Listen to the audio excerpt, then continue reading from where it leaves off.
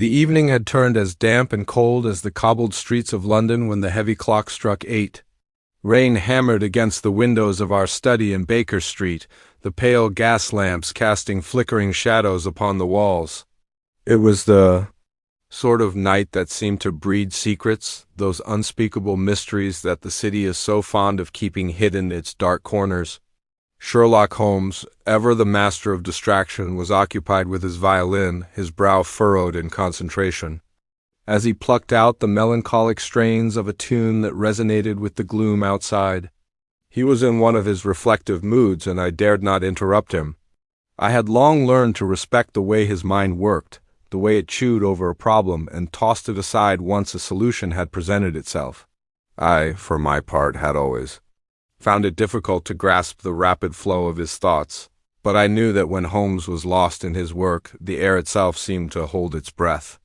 I sat nearby, immersed in my own thoughts, occasionally glancing at the fire, which crackled with soft defiance against the chill. But my reverie was broken as Mrs. Hudson appeared at the door, her face carrying the expression of someone caught between curiosity and alarm. "I beg your pardon, gentlemen," she began, stepping into the room with a somewhat flustered demeanor. "But there is a visitor here insists on seeing Mr. Holmes immediately. He says it's urgent." Holmes, without a word, set down his violin, a slight frown momentarily crossing his features as he raised his eyes toward Mrs. Hudson. "Who is it?" he asked, his voice calm yet sharp. "I believe he said his name was Lord Albert Greystoke." "A gentleman of some note, I should think," she replied, her gaze flicking toward the man standing in the hall just outside our door. At that, Holmes stood, his movements fluid and deliberate. There was an air about him, a subtle shift in his posture that always signaled the arrival of something truly worthy of his attention. "Show him in, Mrs. Hudson," Holmes instructed, and she disappeared down the hallway. A moment later she returned, and with her came the man I would come to know as Lord Albert Greystoke. He was a striking figure, tall and slim, with features that suggested both refinement and weariness. His eyes, a pale blue, darted about the room as though seeking something or perhaps someone in the shadows. His dark, tailored coat and waistcoat were impeccable, yet there was a sense of nervous tension in his movements that contradicted the elegance of his appearance. His shoes, polished to a high sheen, made no sound on the floor as he stepped forward. Without waiting for an invitation, he moved toward the chair before Holmes's desk and sat down with a visible sigh, as though the weight of the world had settled upon his shoulders. His hands trembled slightly as they rested upon his knees, and the envelope he held was clutched as though it contained something far more precious than paper. Holmes regarded him with an air of polite curiosity, though there was an unmistakable intensity behind his gaze. "Lord Greystoke, I presume? What brings you to my humble abode on such a night?" Lord Greystoke's gaze met Holmes's for the first time, but there was no immediate answer. Instead, he stared down at the envelope in his hands as though it held the key to some unsolvable riddle. It was an oddity for a man of his apparent stature to be so visibly shaken, and I found myself intrigued. He began, then paused, swallowing hard. "I fear I am in desperate need of your help, Mr. Holmes. There are things I do not fully understand, but I am certain that you are the only one who can help me." Holmes nodded once, indicating that he should continue. I knew better than to press him for specifics before the man was ready to speak. Holmes's patience was a rare thing, but when he extended it, he gave his full attention. Lord Greystoke took a deep breath and slowly unfolded the envelope, revealing a single sheet of paper, which he handed to Holmes. The handwriting was elegant, but hurried, the ink still slightly smudged as though it had been written in haste. Holmes read it silently, his brow furrowing as he processed the words. After a long moment, he looked up at Lord Greystoke with an inscrutable expression. "The lamp that hangs at midnight holds the key," Holmes repeated, his voice smooth but tinged with a note of curiosity. "An odd message, and yet you say this pertains to a death." "A tragic one, I presume," Lord Greystoke nodded gravely. "Yes. Mr. Holmes, my sister, Lady Eleanor, was found dead in her chambers, an apparent suicide. It happened a fortnight ago, and I fear it may not be what it appears." His voice broke slightly as he spoke her name, and his hand trembled once more. "I was certain it was an accident at first, but this letter arrived the day after her death. I thought it was a sick joke, a trick of some twisted mind. But then another arrived just yesterday with the same cryptic words." Holmes's gaze sharpened. "And what happened the night of your sister's death?" Lord Greystoke hesitated, then continued. "Lady Eleanor was found beneath a gas lamp in her room, her body draped in an old lace curtain.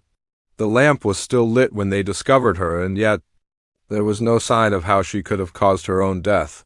The room was locked from the inside. It was as though the lamp itself was somehow involved, but no one could make sense of it." Holmes's fingers steepled, and he looked out the window, his sharp mind already turning over the details, searching for patterns. I could see the gears turning in his head, though I dared not disturb his train of thought. "And what of the second letter? What did it say?" Lord Greystoke took a deep breath, his voice barely above a whisper. "It said, 'The truth lies beneath the lamp you hold so dear. You must find it before it consumes you too.' I have no idea what it means, but I fear I am being dragged into something far darker than I can comprehend. I need your help. Mr. Holmes, my family is at risk. I believe the key to this mystery is the lamp itself." Holmes nodded slowly, his eyes never leaving Lord Greystoke. "And you say that the room was locked from the inside?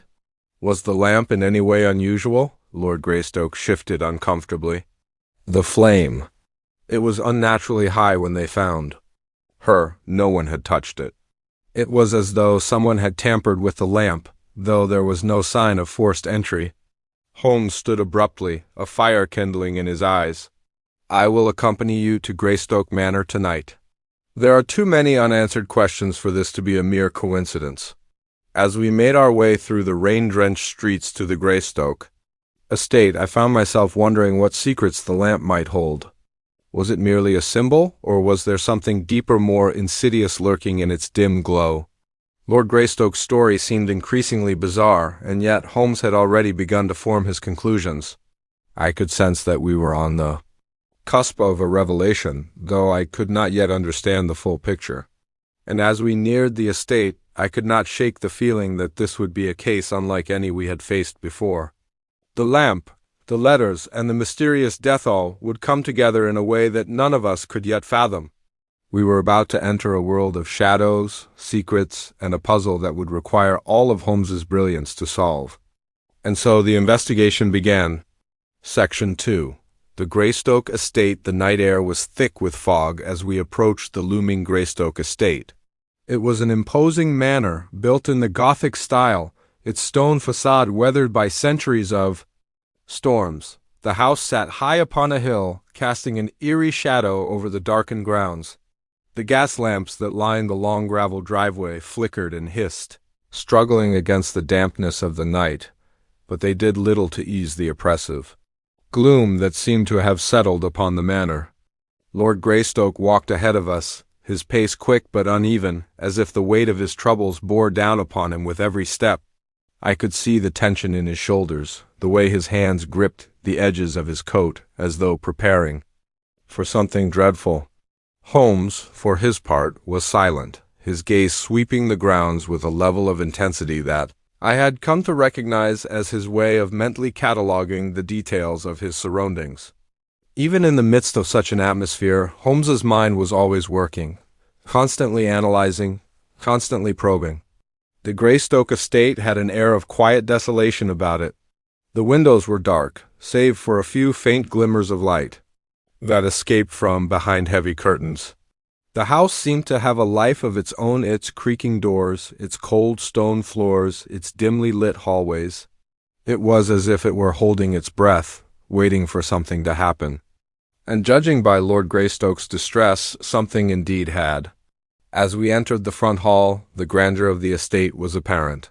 The floors were made of polished marble, the walls adorned with portraits of long-dead Greystokes, their eyes seemingly following us as we moved deeper into the house. A massive chandelier hung from the ceiling, its crystals glinting faintly in the dim light. The air inside was thick with the scent of must and old wood. A maid appeared at the top of the grand staircase, her eyes wide with apprehension. "Lord Greystoke, sir," she said, her voice trembling slightly, "the room is ready for you." But she faltered as she caught sight of Holmes, her eyes momentarily widening at the sight of the famous detective. Lord Greystoke raised a hand, cutting her off.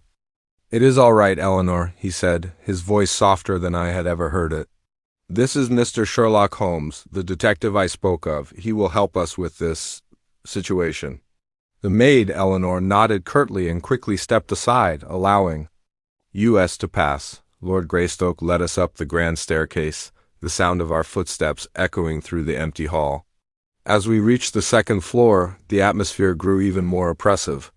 The air seemed heavier here, as though the house was holding something back. It was here that Lady Eleanor had died, and though I had not been there, I could sense that the house had borne witness to something terrible. We reached the door to the chamber where Lady Eleanor had been found. Lord Greystoke hesitated for a moment, his hand hovering over the brass doorknob. Then, with a sharp breath, he opened the door and stepped inside. The room was as I had imagined, a somber, sorrowful place. A large four-poster bed stood at the center, its rich velvet curtains drawn back, revealing the mattress that had once been occupied by Lady Eleanor. The room was filled with dark, heavy furniture and antique armoire, a dressing table with an ornate mirror and a wardrobe that loomed ominously against one wall. But what struck me most was the gas lamp. It stood at the far side of the room on a small table next to the bed. It was an old-fashioned lamp, with a brass base and a glass chimney that had been polished to a shine. The flame inside flickered weakly, casting shadows upon the walls. There was something strange about the way it glowed too bright for a lamp, that had been left burning for so long, and yet it seemed to burn without consuming the fuel in the way one would expect. Holmes stepped forward, his eyes narrowing as he approached the lamp. He examined it closely, lifting the glass chimney and peering inside. He then turned his gaze to the bed, his eyes sweeping over every detail as though searching for a clue that had been left behind. Lord Greystoke, still visibly shaken, stood by the door, his eyes locked on the lamp. "It was there, Mr. Holmes," he said, his voice strained. It was as though it held some kind of power over her. Or maybe it was the cause of her death. Holmes did not respond immediately. Instead, he walked to the window, drew back the heavy curtains, and peered outside. The moon was obscured by clouds, but the garden below was still visible, its paths winding through the overgrown shrubs and trees. Holmes was always one for details, and I could see that he was mentally cataloging everything he saw, looking for something that might tie together the mystery of the lamp and Lady Eleanor's death. After a moment, Holmes turned back to Lord Greystoke, his expression unreadable. "Tell me," he began, his voice calm but commanding, "was this lamp in any way unusual before Lady Eleanor's death?" Lord Greystoke blinked, as though surprised by the question. "No," he said slowly. "It was an old lamp passed down through the family for generations. It had always been there, in her room. But the night of her death, the flame, it was unusually high, and no one had touched it." Holmes nodded, clearly intrigued by this detail. "I see," he said softly. "And was the room locked from the inside, as you said before?" "Yes," Lord Greystoke replied, his voice tense. "The key was in the door, but when the servants found her—" Holmes raised a hand to stop him. "I would like to see the key." Lord Greystoke's eyes widened, but he nodded and reached into his coat pocket. He withdrew a small brass key and handed it to Holmes, who turned it over in his fingers, inspecting it as if it held some secret meaning. Holmes studied the key for a moment before slipping it into his pocket. "Thank you," he said simply. "We will need to investigate the lamp further. But first, I would like to examine the rest of the estate. We may find something that will shed light on your sister's death." Lord Greystoke, though clearly anxious, did not protest. "Of course, Mr. Holmes, anything you need." Holmes turned to me, his expression intense. "Watson, we will need to visit the library and study the family records. There may be something." hidden in the history of this estate that will give us the missing piece of the puzzle. I nodded, knowing that once Holmes set his mind to something, nothing would stop him. We had only just begun our investigation, and already I could feel the weight of the mystery pressing upon us. The strange lamp, the locked room, the cryptic letters, it was all connected, I was sure of it. But how? As we moved through the darkened halls of Greystoke Manor, I couldn't help but wonder how far this mystery would stretch. There was something far more sinister lurking in the shadows of this estate, and I knew that with Holmes leading the way, we would soon uncover it. We were only beginning to unravel the threads of this complex puzzle, but I could already feel the tension in the air.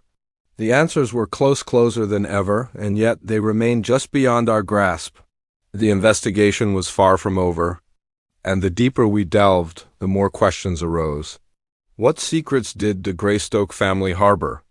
And what was the true nature of the lamp that hung so ominously in the corner of Lady Eleanor's room? These questions would soon find their answers, but not yet. For now, the mystery was still unfolding. Section 3. The Shadow of the Past. The night had deepened further as Holmes and I, followed by Lord Greystoke, made our way through the grand halls of Greystoke Manor. The flickering candlelight from the occasional sconces cast long, moving shadows across the walls. Each step we took seemed to echo in the silence, the house holding its breath as we moved deeper into its cavernous interior. There was an unsettling quiet about the manor, as if the walls themselves were bearing witness to something ominous, something waiting to be unearthed. Holmes, of course, was not one to be distracted by atmosphere. His mind was a sharp instrument, slicing through the fog of confusion that surrounded Lady Eleanor's death. He moved through the manor with an almost predatory precision, his eyes constantly darting from one detail to another, cataloging everything with an unsettling focus. I, too, felt the weight of the mystery pressing upon me, though I had little hope of catching up to Holmes's brilliant mind. Still, I did what I could to observe, to record the details that he might overlook in the frenzy of his thoughts. We entered the library, a vast room lined with towering shelves filled with ancient tomes. The air here was thick with the scent of old paper, dust, and something heavier, an unmistakable aura of secrets long buried. Lord Greystoke stepped back as Holmes approached the desk at the far end of the room. It was covered with papers, some neat and ordered, others scattered carelessly as though the house had not yet recovered from the shock of Lady Eleanor's death. Holmes did not waste time with pleasantries. He sat down at the desk, his fingers lightly brushing over the papers before picking up a thick, leather-bound volume. He opened it with a casual grace, flipping through the pages until he reached a section near the back. I could see his eyes scanning the text quickly, his mind moving at a pace that far outstripped my own. I, too, glanced at the papers on the desk, noting their disorganization. Some were personal letters, none of which seemed particularly important, while others appeared to be legal documents. But there was something about them that suggested the Greystoke family had been hiding something. A large stack of unopened envelopes lay at the edge of the desk, the wax seals broken but not yet read. The air in the room seemed to thicken as I stood there, trying to make sense of what I was seeing. Lord Greystoke, still standing by the door, cleared his throat softly. "Mr. Holmes, what are you hoping to find here?" "The family records, yes, but I cannot help but wonder if anything in these books will shed light on Eleanor's death." Holmes looked up, his expression unreadable. "There are always connections, Lord Greystoke," he said in his usual calm manner. "The Greystoke family is old, and its history is intertwined with this estate. Any number of secrets may be hidden in these pages. It is my belief that Lady Eleanor's death, while tragic, was no accident, and those who dwell in this house may be far more involved than you think." There was a certain weight in his words that seemed to make Lord Greystoke flinch. His gaze dropped to the floor, and for a brief moment I could see the deep sorrow in his eyes, the burden of something he was clearly not prepared to confront. Holmes returned his attention to the book in front of him, his fingers turning the pages with meticulous care. "Ah, here we are," he said, his voice suddenly sharper, more focused. "The Greystoke family tree, how fascinating." He leaned forward, studying the pages with an intensity that suggested he had found something important. I walked over and glanced at the open page, my eyes tracing the names of generations of Greystokes.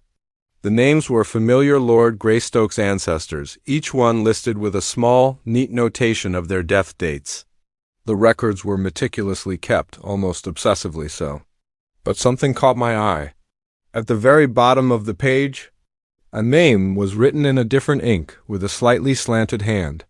It was the name of Lady Eleanor, followed by a curious note. Death by candlelight, the 25th of October, 1896. I frowned. Candlelight? But the letter said the lamp. The gas lamp. Holmes was already ahead of me. Yes, Watson, he said, his voice low. This may be more than just a simple case of suicide. I suspect that this entry, though peculiar, may hold the key to understanding what happened to Lady Eleanor.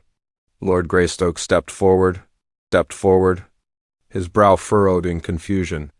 What does this mean, Mr. Holmes? What is this note about death by candlelight? It makes no sense. Holmes leaned back in his chair, his eyes narrowing. It may be a reference to the way your sister's life was extinguished, Lord Greystoke, a symbolic phrase, perhaps. Or it could be a coded message. I could see the wheels turning in Holmes's mind as he processed this new detail. His fingers tapped rhythmically against the edge of the desk as though he were formulating a theory in real time. Tell me, Lord Greystoke, Holmes asked, his tone steady but probing. Were there any unusual occurrences in the days leading up to your sister's death? Any strange behavior? Visitors? Letters? Anything at all? Lord Greystoke hesitated, his hands folding nervously in front of him. No, nothing out of the ordinary, at least not that I can recall. Eleanor was. She was her usual self, but she did mention a visitor, a man, an acquaintance of mine. I didn't think much of it at the time, but now I'm beginning to wonder. Holmes's eyes lit up with a sudden spark of interest. A man? Who was he? What was his name? Lord Greystoke hesitated before replying. His name was Charles Harrow. He was a distant relative, and I had invited him to stay here for a few days. But he left suddenly just before Eleanor's death. I never thought to ask why he left so abruptly. Holmes stood up, his chair scraping loudly against the floor. We must find this Charles Harrow, he said, his voice filled with determination. It is no coincidence that he appeared just before your sister's death. He may hold the answers we seek. Lord Greystoke's face paled. Do you think he had something to do with Eleanor's death? Holmes's gaze sharpened. I do not know yet, Lord Greystoke, but I will find out. He turned to me then, his eyes already calculating the next move in his investigation. Watson, we must speak with this man. He could be the missing piece in this puzzle. As we prepared to leave the library, Holmes's thoughts were already spinning ahead, analyzing every possible scenario. The deeper we dug into the Greystoke family history, the more complex the case became. And now, with the introduction of Charles Harrow, I knew that we were on the brink of uncovering something far darker than either of us had anticipated. As we stepped out into the cold, the manor's walls seemed to loom over us like a silent, watchful sentinel. The investigation was moving faster now, but the answers remained elusive, hidden in the depths of secrets that the Greystoke family had tried to bury for years.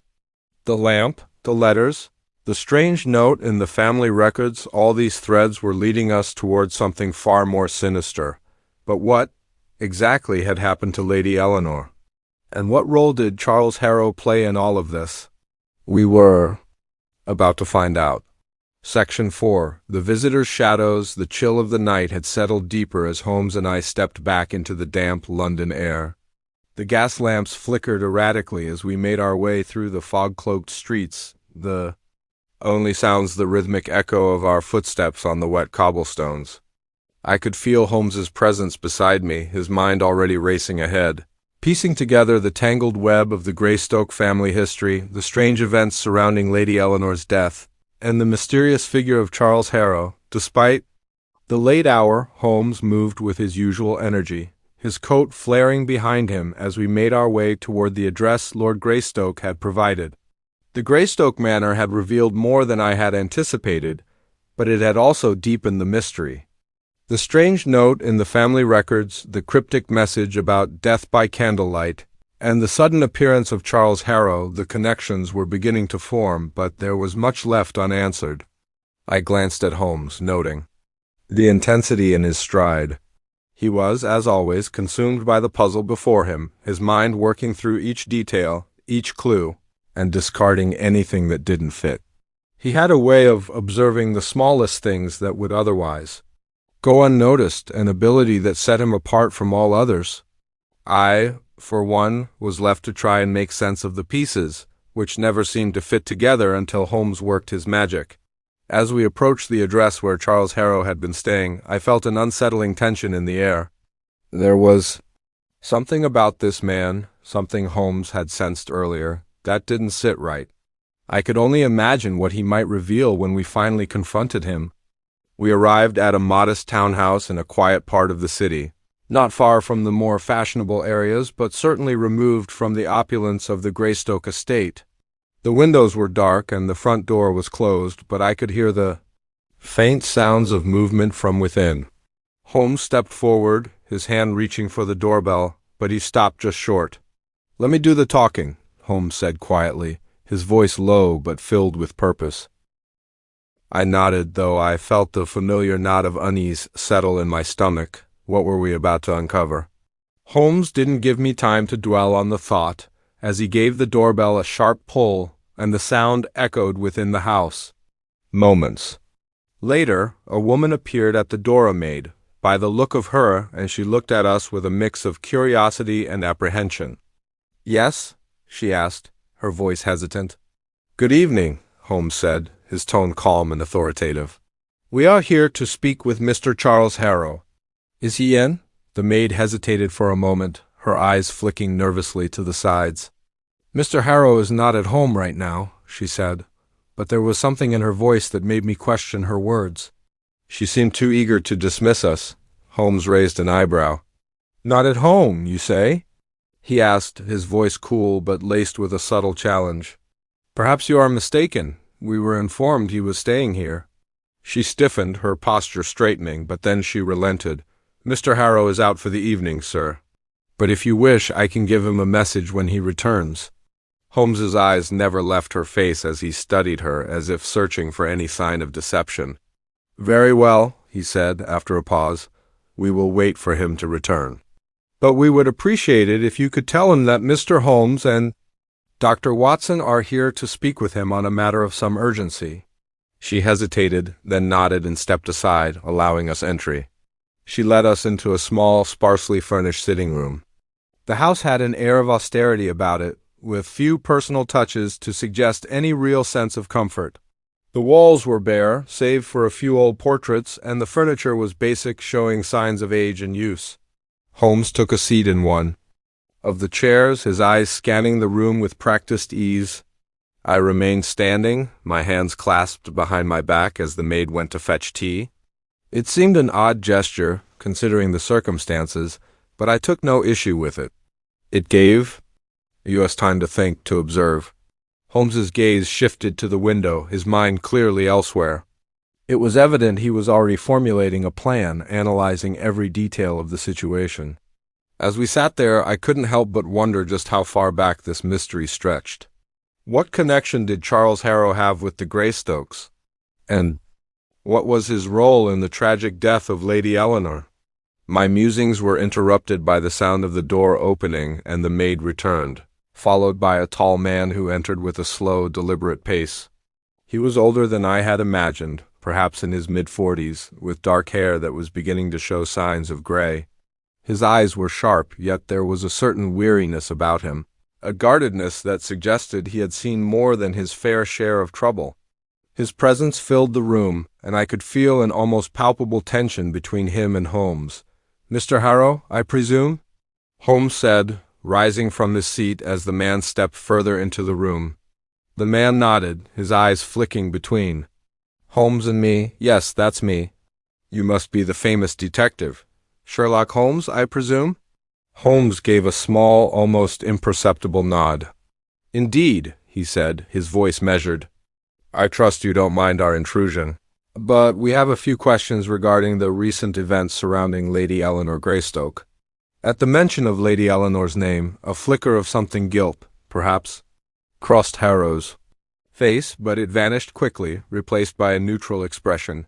"I'm afraid I don't know much about what happened," he said. "I left the manor some time ago and haven't been in touch with the Greystokes since. I was only there briefly." Holmes's gaze did not waver. "I see. But you did know Lady Eleanor. You were in contact with her just before her death, yes?" Harrow's eyes narrowed, and I noticed the subtle shift in his posture. "Yes, I knew her," he said, his voice cold. "But I didn't have anything to do with what happened to her." Holmes leaned forward slightly, his eyes narrowing. "I find that difficult to believe. You were a guest at the Greystoke estate, and you left in a hurry just days before Lady Eleanor's death. That seems, rather convenient, wouldn't you say?" Harrow bristled at the suggestion, his shoulders tensing. "I have no idea what you're insinuating, Mr. Holmes. I left because I had business elsewhere, that's all." Holmes's gaze remained unrelenting. "Business, you say? Funny, I'm not sure I believe you." The tension in the room was thick enough to cut with a knife. Harrow shifted uneasily under Holmes's scrutiny, but the detective didn't allow him an inch of comfort. "What kind of business were you attending to, Mr. Harrow?" Holmes asked, his voice sharp. Harrow hesitated, clearly caught off guard by the directness of the question. He cleared his throat. "I don't see how that's relevant," he said, his tone defensive. "I don't see how my business matters to Lady Eleanor's death." Holmes smiled thinly, his eyes gleaming with understanding. But it does matter. You see, Mr. Harrow, I believe that you know more than you're letting on. I believe that you're involved in this case in ways you don't yet fully realize. And I intend to find out just how deep your involvement goes." The challenge was clear in Holmes's words, and I could see the unease in Harrow's eyes. The room seemed to close in around him as Holmes's quiet confidence settled into the silence. The puzzle was slowly unfolding, but with each new piece, the mystery deepened. Charles Harrow's presence had only added more complexity to an already intricate web of deceit, and I could sense that Holmes was closing in. What had been hidden in the shadows for so long was finally beginning to come to light, but would we uncover the truth before it was too late? The investigation had taken a new turn and we were getting closer. But the answers we sought were still elusive, dancing just out of reach. Section 5. The unveiling. The tension in the room was palpable. Charles Harrow stood before us, his stiff posture betraying his discomfort, while Holmes sat across from him. His eyes as sharp as a hawk's. I had grown accustomed to Holmes's method of probing, but it never ceased to amaze me how he could extract truth from the thinnest of lies. In that moment I could feel the walls closing in around Harrow, and yet the man maintained his guarded expression, as though he believed he could withstand the onslaught of Holmes's logic. Holmes leaned back in his chair, his fingers steepled, as he regarded Harrow with measured calm. There was no hurry in his approach. The patience Holmes had in moments like these was often his greatest weapon. He let the silence stretch between them, watching as Harrow's eyes flicked nervously toward the window, the door, unaware but Holmes's penetrating gaze. "Mr. Harrow," Holmes began, his voice quiet but deliberate, "you left the Greystoke estate rather abruptly, did you not? Your departure, coinciding with Lady Eleanor's death, is more than just a coincidence. You must realize this by now. You know something and you are trying to keep it hidden." Harrow's lips tightened, and he shook his head, though there was no conviction in the gesture. "I told you, Mr. Holmes, I had no part in her death. I left because I had business in London. It has nothing to do with her." Holmes's expression did not change, but the air around him seemed to shift, as though he were pulling on invisible strings that bound Harrow to the truth. "Business, you say?" Holmes's tone was laced with skepticism. "You left, not to return. And you were gone long enough for the Greystokes to believe your absence was permanent. And yet, just before your departure, you had a conversation with Lady Eleanor, did you not? One that might have involved something important, something that might have sealed her fate?" Harrow's face paled at the mention of the conversation, his eyes darting once more to the door. "I don't know what you mean." he muttered, but I could hear the lie in his voice. It was as thin as paper. Holmes's gaze did not waver. "Don't insult me, Mr. Harrow," he said, his voice colder now. "I've dealt with men like you before. You were involved with Lady Eleanor, whether by family ties, as you claim, or something else. And whatever was said between the two of you is the key to understanding what happened that night." I watched as the man's hands clenched into fists at his sides. It was a small but telling gesture. Something was about to break. Harrow had been hiding something, but what was it? "It's no use, Mr. Harrow," Holmes continued, his voice softening just enough to draw him in. "You cannot escape the truth. You may have left Greystoke Manor, but the mark of your involvement remains. You knew something, whether of Lady Eleanor's intentions or of someone else's designs on her life." Harrow's eyes flicked to the door again, his gaze lingering a moment too long. It was then that Holmes took the final step, the decisive move that I had seen countless times before. Without another word, Holmes stood up and made his way toward the mantelpiece, where a large, ornate mirror reflected the low light of the room. He studied his reflection for a moment, as though contemplating something far away. "I've no doubt," Holmes said aloud, "that you've been in contact with someone who would benefit from Lady Eleanor's death. Someone who knew how to manipulate the situation, just as you've tried to manipulate us." Harrow shifted, a tremor running through him, and that was the moment Holmes had been waiting for. He turned sharply to face the man, his eyes blazing with an intensity that seemed to demand an answer. "Tell me, Mr. Harrow," Holmes said, his voice now cutting through the air like a knife. "Did you help to arrange the death of Lady Eleanor? Was it your hand that struck the final blow?" For a long moment there was nothing but silence.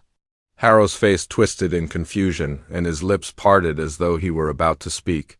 Then suddenly he slammed his fists down on the table, his eyes wide with desperation. "I didn't kill her," he spat, his voice breaking. "I swear to you, I had nothing to do with her death." Holmes remained calm, his gaze never leaving Harrow's face. "Then why did you leave so suddenly? Why did you cut ties with the Greystokes, knowing full well that your absence would raise questions? Tell me, Mr. Harrow, what are you hiding?" Harrow's chest heaved as he took a deep breath, his eyes darting around the room once more. Finally, his shoulders sagged and he slumped into the chair, defeated. For the first time, I saw the cracks in his facade. "I didn't kill her, but I knew," Harrow confessed, his voice barely a whisper. "I knew what was going to happen, and I couldn't stop it. I tried to warn her, but it was too late." Holmes leaned in, his eyes narrowing with renewed interest. "Go on," Harrow's voice trembled as he spoke. "Eleanor was involved with someone dangerous. A man she had met during her travels abroad, someone who had entangled her in something she didn't fully understand. I didn't know the full details, but I knew enough. The man had ties to the underworld. And when Eleanor started to distance herself from him, I think he took matters into his own hands." I felt the chill in the air grow even colder as Harrow's words sank in. The sense of danger that had loomed over Lady Eleanor's life was beginning to take shape, but it was far darker than I had anticipated. Whoever this man was, his reach had extended into the heart of the Greystoke family, and now, it seemed, he was at the center of the mystery that had claimed Lady Eleanor's life. Holmes, ever the calculating mind, absorbed Harrow's words without a flicker of emotion. "And you, Mr. Harrow, did you involve yourself with this man? Did you aid him in his plans?" Harrow shook his head vehemently. "No, I swear. I tried to stop him, but Eleanor, she was determined to end it. She refused to see him again.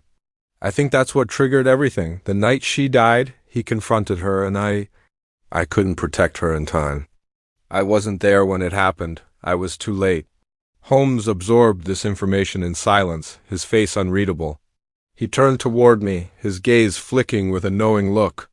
It was clear that we were on the brink of the revelation that would finally solve the puzzle, but there was still so much more to uncover.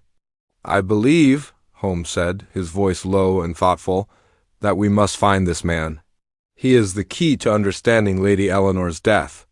And once we do, the final pieces of this tragic puzzle will fall into place."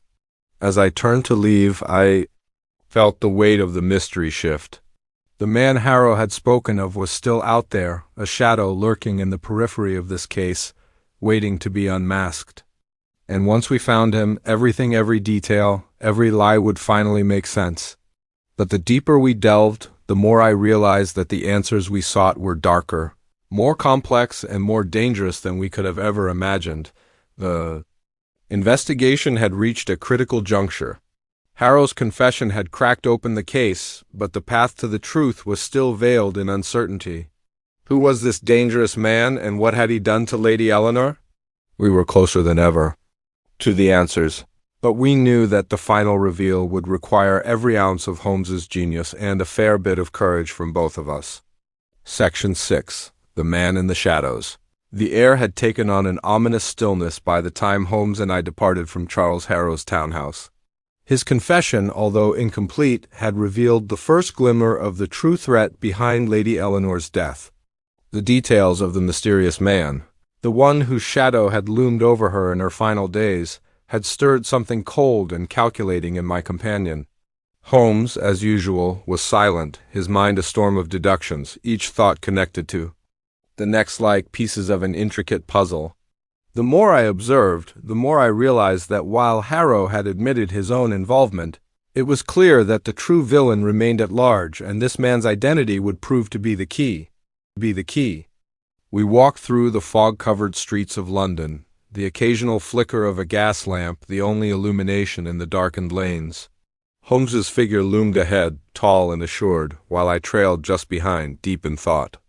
The night was growing colder, but the weight of the mystery seemed to press down on me like the chill of the mist itself. As we approached our destination, one of the quieter areas of the city, far removed from the bustling streets of the West End, Holmes stopped suddenly, his gaze narrowing as he scanned the surroundings. It was not an unfamiliar street. I had passed through it several times before, but tonight it seemed different. More foreboding, more silent. "Holmes?" I asked, my voice carrying a hint of confusion. Holmes held up a hand, signaling me to remain still. His sharp eyes swept the street again, and I saw the subtle tension in his posture, the way his shoulders had stiffened, as though some unseen force had drawn his attention to the shadows. He turned to me, his face pale in the dim light. "We are not alone, Watson," he said, his voice almost a whisper. "Stay alert." I stiffened, instinctively reaching for the pistol I carried under my coat.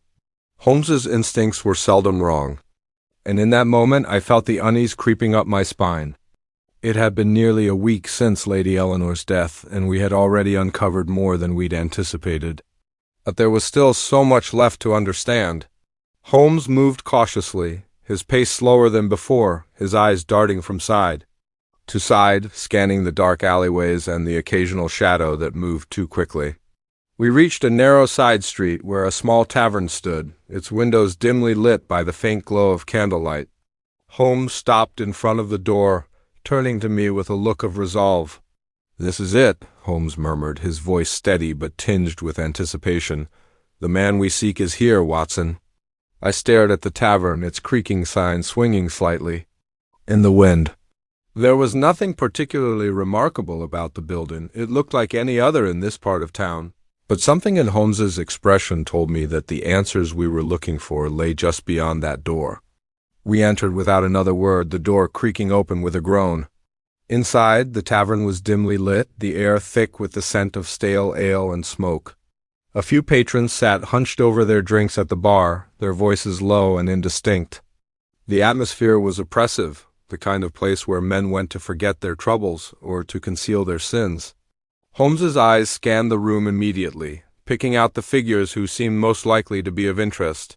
His gaze settled on a man seated in the far corner, a solitary figure nursing a glass of something dark.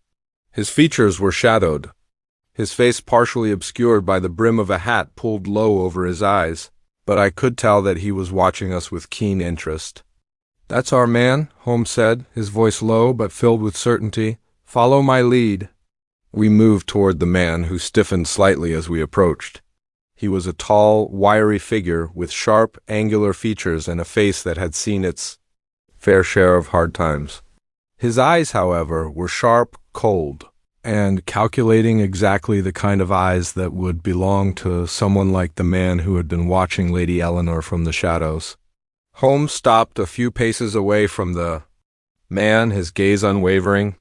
"I believe we've met before, though I do not recall your name," Holmes said, his tone polite but commanding. The man's eyes flickered, and for a moment I saw the faintest glimmer of recognition before it disappeared behind a mask of indifference. He set down his drink and leaned back in his chair, crossing his arms. "I don't believe we've met." "Sir," he replied, his voice low and gravelly. "But I've heard of you. Holmes, isn't it?" Holmes's smile was thin and devoid of warmth. "That's right. I have a few questions for you, Mr. Kavanagh. I believe you are acquainted with a certain Lady Eleanor Greystoke. A lady whose death, I'm sure, you know more about than you would care to admit." The man's eyes flickered again, but this time I saw the tension in his shoulders. It was subtle, but enough to reveal that Holmes had struck a nerve. Kavanagh was trying to appear nonchalant, but his demeanor betrayed him. "Lady Eleanor?" Kavanagh repeated, his voice dripping with feigned innocence. "I don't know what you're talking about." "I had no dealings with her." Holmes did not move, his gaze unwavering. "Is that so? Because I've learned that you were in contact with her just before her death. You were the one who pressured her to end things with Mr. Harrow, weren't you? You convinced her that if she didn't, there would be consequences. And I believe that when she refused, you made sure those consequences came to pass." Kavanagh's face hardened, his hand tightening around his glass. "You're barking up the wrong tree, Holmes," he said, his voice colder now. "I've got nothing to do with any death. I don't even know what you're insinuating." Holmes's expression remained unchanged, but there was a gleam in his eye, a spark of victory. "You can keep denying it, Mr. Kavanagh, but the evidence is clear. Your involvement with Lady Eleanor was far more than casual acquaintance. You were the one who drove her into the arms of someone dangerous, and you were the one who ultimately pushed her to her death." At that moment, Kavanagh's expression faltered for just a second, but it was enough. I could see the crack in his facade, the briefest hesitation that spoke volumes. Holmes leaned in slightly, his voice dropping lower. "And now, Mr. Kavanagh, you will tell me everything you know about Lady Eleanor's death, all of it." The room seemed to grow colder, the dim light flickering as if the tavern itself were holding its breath. Kavanagh's lips twitched, and for the first time I saw a flicker of fear in his eyes. He knew that his game was up, and he knew that Holmes was closing in on the truth. As the silence stretched between us, it was clear that Kavanagh was weighing his options. The choice he faced now was simple. He could either continue to hide behind his lies, or he could finally reveal the truth that had been buried for so long. And I had a feeling that once the truth came out, the shadows that had plagued Lady Eleanor's life would no longer be able to keep their grip on her legacy. The investigation was nearing its end, but the final pieces of the puzzle were still shifting in the shadows. Holmes was closing in on the truth, but Kavanagh's confession would be the tipping point. Would he reveal all that he knew, or would we need to dig deeper into the shadows to uncover the man truly responsible for Eleanor's death? Only time would tell. Section 7. The shadows begin to unravel. The room was heavy with the weight of Kavanagh's silence. For a long moment no one spoke. Holmes remained perfectly still, his posture calm, almost relaxed, though I knew he was coiling his thoughts like a tight spring, waiting for Kavanagh to break under the pressure. I stood a few paces behind Holmes, my eyes flicking between him and Kavanagh, watching the man's every subtle movement.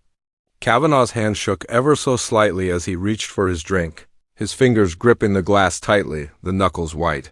He had already been cornered. Holmes's words had struck home, and now there was no turning back. Kavanagh's bravado, once so confident and defiant, was beginning to crack. I could see the flicker of guilt in his eyes as he struggled to maintain his composure. "I don't know what you're talking about," he finally muttered, but the tremor in his voice betrayed him. "I had nothing to do with her death." Holmes's gaze sharpened. "You're lying, Mr. Kavanagh. You know it, and I know it. You were involved in Lady Eleanor's life, and you had a part in her downfall. The truth always comes to light eventually." Kavanaugh's gaze shifted toward the window, his eyes darting nervously as though he could somehow escape by looking away. "You don't know anything about me, Holmes," he said, his voice low. "You don't know what I've done, or what I was trying to protect." Holmes didn't flinch. "Protect? And what exactly were you trying to protect, Mr. Kavanaugh?" "Lady Eleanor, or perhaps yourself?" Kavanaugh's lips tightened into a thin line. "I don't owe you an explanation," he spat, his eyes flashing with anger. "But you're right about one thing. I was trying to protect her from him. From someone far worse than you could ever imagine." Holmes raised an eyebrow, a faint glimmer of interest in his eyes. "Him?" he repeated. "Who are you referring to?" For the first time, Kavanaugh looked directly at Holmes. The defiance had faded from his expression, replaced with something closer to dread. "I don't know if you'll believe me, but I have to tell you, it wasn't just a lover's quarrel, Holmes. Eleanor was involved with someone dangerous, someone who had ties to people you don't want to cross." Holmes leaned forward slightly, the light from the flickering candle casting shadows across his face. "Tell me who, Mr. Kavanaugh. Who was she involved with?" The tension in the room grew thicker, and I could feel the weight of the moment pressing in on us. Kavanaugh's breath quickened, his eyes darting around the room as though searching for an escape, but there was no way out. Holmes had trapped him, and now it was only a matter of time before the man spoke. "I can't—" Kavanaugh began, but his voice faltered. "You wouldn't understand. If I tell you, he'll come after me. He'll come after all of us. He's not someone you can just— Who is he?" Holmes interrupted, his voice sharp. "Tell me, Mr. Kavanaugh. It's the only way this can end. This can end." Kavanaugh exhaled sharply, his face drawn with fear. He looked down at his drink for a long moment before slowly setting it down. "His name is Simon Blackwood," he said, the words tumbling out as if he could no longer hold them back. "He's a man who's deeply connected in the criminal underworld. Eleanor got involved with him after she returned from her travels. She thought he could help her, but he didn't want to help. He wanted control." Holmes's expression darkened. "Control? What kind of control? What was Blackwood after?" Kavanaugh's eyes flicked to me briefly before returning to Holmes. "Power, money." He knew that Eleanor had access to something valuable. Something that could make him rich, something she didn't even know she had. He paused, his voice barely a whisper. "The Greystoke family's fortune isn't just in land and titles. There's something else, something hidden, and Blackwood knew about it." I stepped closer, trying to grasp the implications of what Kavanaugh was saying. "What was it? What did Blackwood want from Lady Eleanor?" Kavanaugh hesitated as though struggling to find the right words. Finally, he looked directly at Holmes. "A document. A letter from Eleanor's father, written before he died. It contained instructions on how to access a secret trust that had been kept from the public eye for years. It's worth more than all of Greystoke's land combined, and Blackwood knew it." Holmes stood completely still for a moment, digesting Kavanaugh's words. "And Eleanor refused to give it to him, didn't she?" he asked, his voice soft, almost contemplative. Kavanaugh nodded, his face grim. "Yes, she refused. She told me she was going to tell her brother about it. She was going to bring it to light. But I think Blackwood knew she would never do that. That's when I realized she was in danger. I felt a chill run through me. The layers of this mystery were unfolding rapidly now, and the dark reality was beginning to take shape. Lady Eleanor had been more than just a victim of a love affair gone wrong. She had been caught in the crossfire of a dangerous game involving power, wealth, and corruption. Holmes's gaze never wavered from Kavanaugh's face as he processed the information. "And that was when you tried to warn her. You knew Blackwood would come after her, and you tried to stop it." "I tried," Kavanaugh said quietly, "but I was too late. By the time I realized just how deep Blackwood's reach was, Eleanor had already made up her mind. She wasn't going to give in to him that night. That night she confronted him. I think she was planning to meet with her brother, but Blackwood, he killed her before she could." The room seemed to grow colder still, and I could feel the weight of Kavanaugh's confession sinking in. Blackwood, a man tangled in the criminal underworld, had orchestrated Lady Eleanor's death to silence her. But there was more to it, wasn't there? There was something Kavanaugh wasn't telling us, something he was too afraid to reveal. Holmes stood up slowly, his hands clasped behind his back. So, you knew that Blackwood was the one who killed her. But you did nothing to stop him? Kavanaugh flinched as though struck. I couldn't, he whispered. I tried. I left the manor that night to warn her, but by the time I returned, it was too late. I knew Blackwood had already taken care of her. Holmes gave a single, short nod. I see, he said softly. But now we know the truth. Blackwood is the one behind Lady Eleanor's death, and we'll make sure that justice is served. Kavanaugh's eyes narrowed, but there was a flicker of relief in them now, as though some burden had been lifted from his shoulders. You don't understand. He's not just any criminal. He has connections, Holmes. He's untouchable. Holmes turned to me, his eyes gleaming with a quiet resolve. Then it's time to make him touchable. The mystery was finally unraveling, but it was clear that our work was far from over. Simon Blackwood was the man behind Lady Eleanor's death, but he was a far more dangerous figure than we had anticipated. The web of intrigue and deception was deep, and the final confrontation would require all of Holmes's brilliance and all of our courage. But one thing was certain. We were closer than ever to the truth, and Blackwood's reign of terror would not last much longer. Section 8. The gathering storm, the weight of Kavanaugh's words hung heavily in the air long after he had left us. Holmes and I remained in the dimly lit tavern for a while longer, the sound of our footsteps muffled by the thick layers of tension that filled the room. The puzzle was nearly complete, but we were far from finished. The revelation of Simon Blackwood's involvement was both a breakthrough and a grave complication. As Kavanaugh had warned, Blackwood was no ordinary criminal. He was untouchable, a shadow that operated from the unseen corners of London's underworld. Holmes, ever the optimist in his intellectual pursuit, seemed unperturbed by the magnitude of the task ahead. He was already moving toward the door with an air of finality, his long coat trailing behind him like the cloak of a predator. I followed, my thoughts racing, attempting to process the torrent of new information. Kavanaugh's confession had shed light on the events leading up to Lady Eleanor's death, but now we had to face the real challenge: how to confront a man with the power to erase anyone who got too close to his secrets. As we stepped back out into the cold London night, Holmes adjusted his collar against the biting wind, his eyes narrowing as he scanned the horizon. The fog was thick tonight, more so than usual, curling through the alleyways and casting the world in a muted gray. It was as if the city itself were holding its breath, waiting for something to happen. We must find Blackwood, Holmes said, his voice carrying the weight of a man who had already decided his course of action. He is the linchpin in this entire affair. If we can't expose him, everything we've learned so far will amount to nothing. I nodded, though the weight of his words felt heavy in my chest. But how do we find him, Holmes?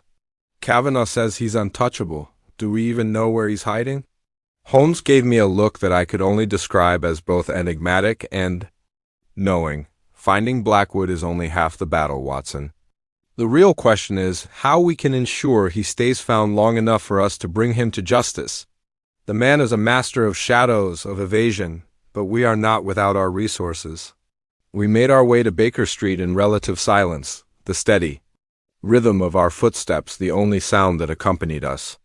Once inside, Holmes wasted no time. He immediately began to pace, his thoughts clearly racing, his mind already at work constructing a plan. I sat back, observing him as he moved with his usual intensity. There was no doubt in my mind that Holmes was already well ahead of me in figuring out how to capture Simon Blackwood. "I'll need more information about Blackwood," Holmes muttered, as he stopped in front of his desk, his eyes scanning the piles of documents spread across the surface. "Kavanaugh may have provided us with a lead, but we need something concrete, something we can use to track him down. A trail, a name, a place, anything." I watched as Holmes grabbed a stack of papers, his fingers flipping through them with practiced precision. He was a master of sifting through chaos, finding patterns where others saw only disorder. It was In these moments that I marveled at his ability to see the world through a lens that few others could comprehend. "Ah," Holmes said with a sudden burst of satisfaction. He had found something that piqued his interest. Another letter, this one. An old correspondence from Greystoke Manor. "Watson, we may have something here." I leaned forward, intrigued. "What is it, Holmes?" Holmes handed me the letter, his fingers lightly brushing the edges as though he were handling something fragile. "It's a letter from Lady Eleanor's late father.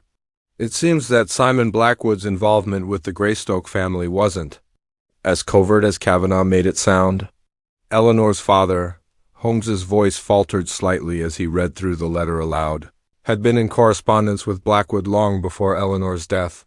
It seems he knew more about Blackwood than anyone could have anticipated. The document Eleanor was in possession of, the one Blackwood sought, was a key to a much larger scheme." I took the letter from Holmes, my fingers tracing the old ink, the faded seal still visible at the top. The connection between Blackwood and the Greystokes was far deeper than I had expected, and this new revelation only added to the complexity of the case. It wasn't just Lady Eleanor's death that Blackwood was trying to cover up. There was something more, something that went back further than her tragic end. "Holmes, this letter," I began, "it suggests that Eleanor's father had known about Blackwood for years. What was the nature of their relationship? Did he owe Blackwood something? Was it some kind of blackmail?" Holmes shook his head, his eyes distant as he processed the new information. "It's not clear from the letter, Watson, but it's a lead. And that's enough for now. We need to find out more about this connection. If Blackwood had any leverage over Eleanor's father, it's likely he still holds it over someone today." Holmes paused, turning toward the window, his gaze distant as he peered out into the fog. I could see the tension in his jaw as he considered his next move. "We need to visit Greystoke Manor again, Watson. There's something more there, something that will tie all of this together. Eleanor's father kept his affairs close to his chest, but I believe the answers are hidden within the walls of that house. I nodded, though unease settled in my stomach. "You think Blackwood is still there, at the manor?" Holmes's lips curled into a faint smile, though there was no humor in it. "No, Watson. I believe he's long gone from Greystoke Manor, but the records, the documents there are things there that could unravel everything. Lady Eleanor's father was a man of secrets, and those secrets are now buried with him. It's time we dug them up." The idea of returning to Greystoke Manor brought back the unsettling memories of that first visit, the cold, oppressive air, the weight of the house's history pressing down on us as we searched for answers. But now the stakes were even higher. We were no longer dealing with the tragic death of a young woman. We were about to uncover a network of lies and corruption that extended far beyond the Greystoke family.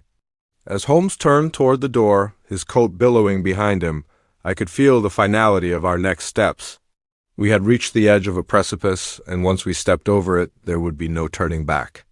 Greystoke Manor loomed before us. Once more, its dark silhouette cutting into the foggy sky. The familiar unease washed over me as we approached the front door.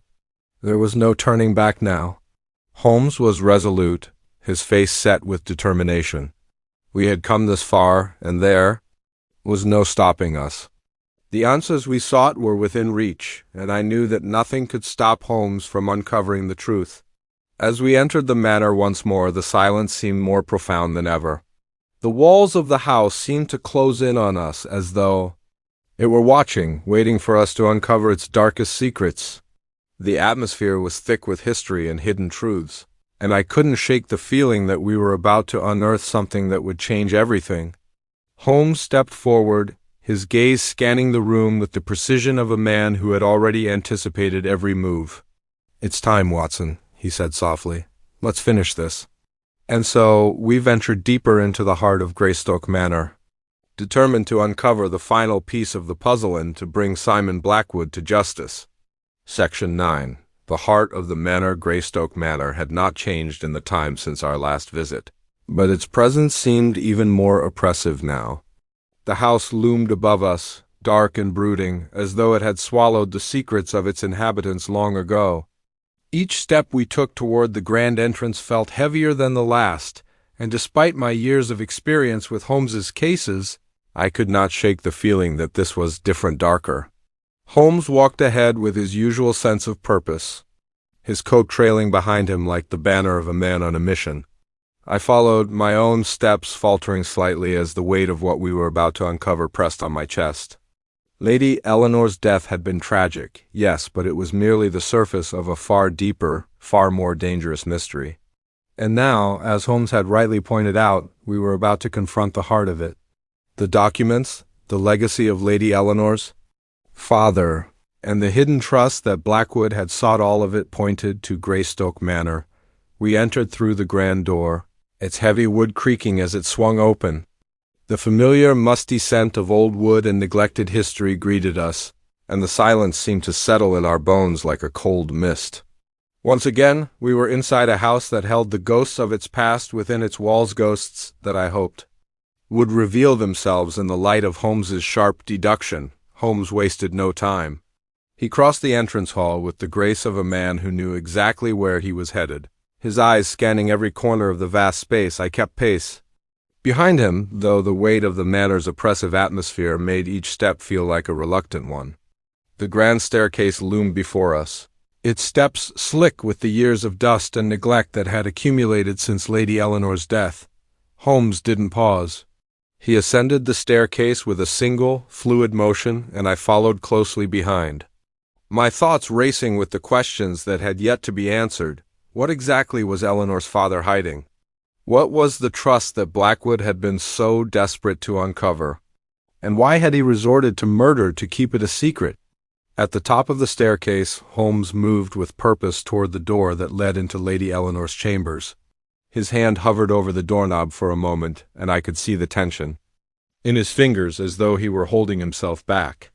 This was the room where the tragedy had unfolded, where Eleanor had met her untimely death. The thought of it made my stomach churn, but I knew there was no avoiding it. The answers we sought were locked behind that door. With a deep breath, Holmes turned the handle and pushed the door open. The room beyond was much as I remembered it, a large, stately chamber with heavy curtains that blocked out the light from the outside. The bed was still draped in its dark velvet coverings, and the gas lamp sat by the side, its faint glow casting long, dancing shadows across the room. Everything seemed so still, so lifeless, as though the house itself had given up its fight against the darkness. Holmes crossed the room to the writing desk near the window. I had not noticed it before, but now I saw that it was cluttered with papers, some of which looked remarkably old. The letters that littered the surface were yellowed with age, the ink faint in places, but the content was still legible. Holmes sifted through the papers with practiced hands, his brow furrowed as he studied each document. I could see his mind working. He was piecing something together, something that would bring us one step closer to the truth. After a moment, Holmes stopped and picked up a letter that seemed to stand out from the others. He studied it closely, his fingers tracing the edges of the paper. The seal had been broken, but it was still intact, as if someone had taken great care to preserve it. "This is it, Watson," Holmes said, his voice low but filled with a quiet excitement. "This is the letter from Lady Eleanor's father. The one Blackwood was after." I moved closer, trying to see what had caught Holmes's attention. The letter was written in a fine hand, the ink still remarkably clear despite the years that had passed. I could make out the words with some effort. "To my beloved daughter Eleanor, I write this letter with great care, for it is the key to our family's future. There is a trust, one hidden for years, that holds great value not in gold or land, but in something far more potent. When the time comes, you will understand. The key is yours, but do not trust those who would seek it. Be cautious, for there are those who would kill to possess what we have guarded so carefully." The rest of the letter was smudged and illegible, but the message was clear. Eleanor's father had known of the danger surrounding the family's hidden trust, and he had warned her of it. Whatever was contained in that trust, it was enough to make people kill for it, and Simon Blackwood was one of those people. Holmes folded the letter carefully and placed it into his coat pocket. "This is the final piece of the puzzle, Watson," he said softly. "Eleanor's father knew what was coming. He knew the trust was too valuable to keep hidden forever. And now, it's clear why Blackwood killed her. She had the key to a legacy that Blackwood was desperate to control." I felt the weight of his words settle in. The truth was more horrifying than I had imagined. Blackwood had not just been after wealth or power, he had been after something far more insidious, something that could change the balance of power within the city. And Eleanor had been the only one standing in his way. "We need to find Blackwood." "Holmes," I said, my voice urgent. "We need to stop him before he does more harm." Holmes nodded, his face set with determination. "Indeed, Watson, but finding him is only the beginning.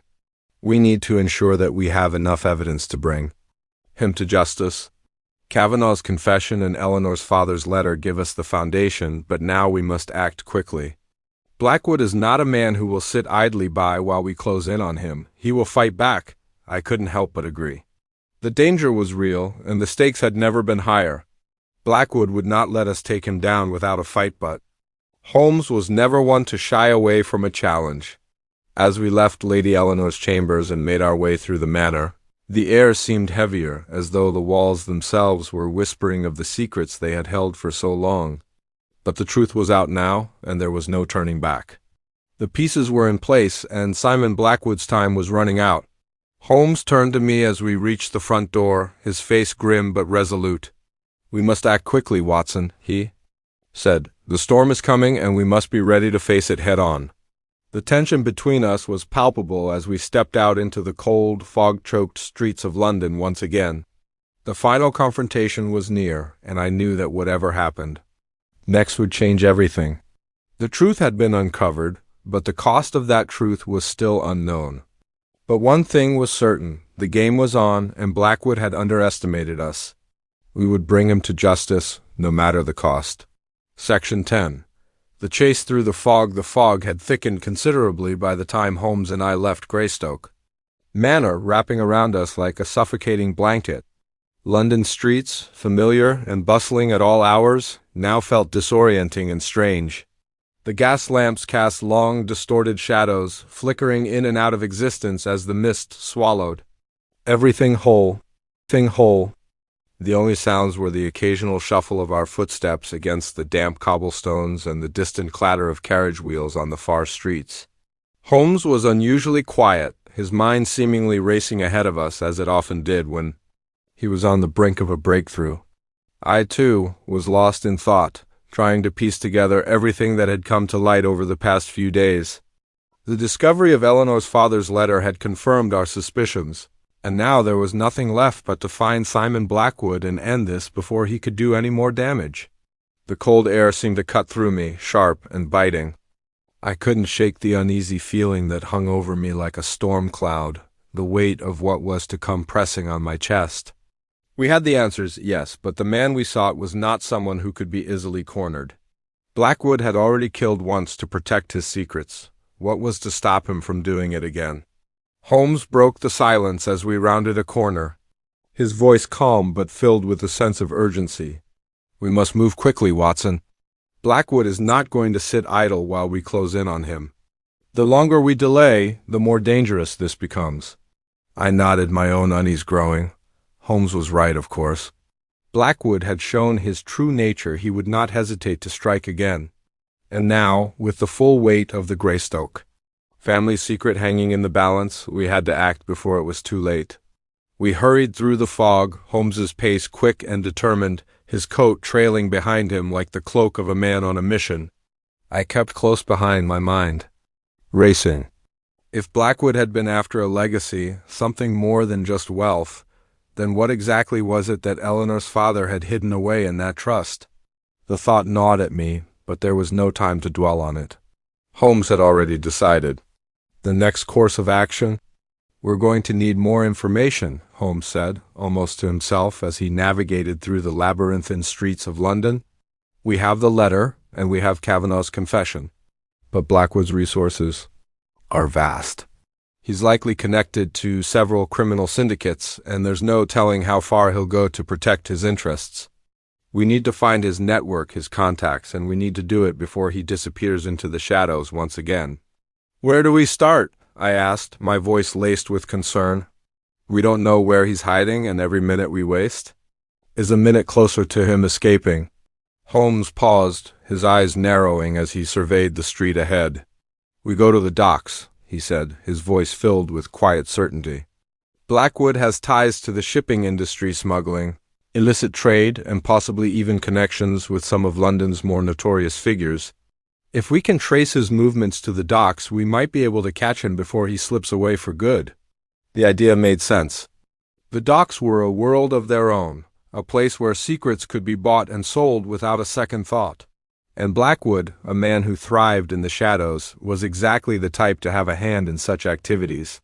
The thought of confronting him in such a dangerous part of the city sent a chill down my spine, but I knew it was our best chance. We continued through the fog, moving swiftly now, the urgency of our mission propelling us forward. The city felt eerily quiet, as if the streets themselves were holding their breath, waiting for something to happen. The fog pressed in around us, its tendrils curling through the alleyways and between the buildings, muffling our every step. It was as though we were the only two people left in the city, moving through an empty world. Finally, we arrived at the docks, the atmosphere shifting as we stepped into the shadows of the warehouses and shipping yards. The smell of salt water and diesel filled the air, mixing with the dampness of the fog. The low hum of distant machinery and the occasional shout from the workers unloading goods were the only sounds that broke the silence. The docks had a different rhythm, one that was both familiar and foreign. The undercurrent of danger, of hidden deals and unspoken threats, was palpable.